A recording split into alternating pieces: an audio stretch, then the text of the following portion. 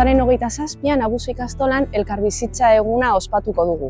Eta guretzako oso garrantzitsua da azkenean ikasleak eta hezitzaileen arteko harremanak sendotzeko, eta ez bakarrik hori, azkenean ikasle eta hezitzaile baino gehiago pertsonak gara. Eta elkarrekin egon behar gara, gure desberdintasunak errespetatu eta onartuz, elkarrekin edo elkarren harremanak sendotzeko eguna izango da.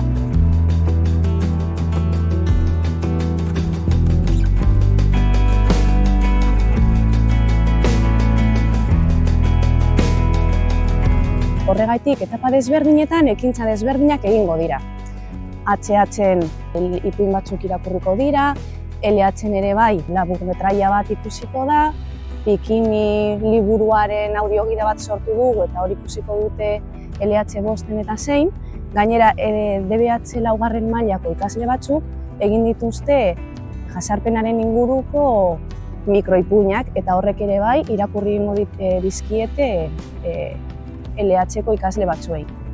Eta azkenean etapa guztiok elkarrekin egingo dugu mezuen zuhaitza, ikasle bakoitzak mezu positibo bat jarriko du edo jazarpenaren aurkako mezuak jarriko dira eta ikastola guztitik zehar jarriko ditugu.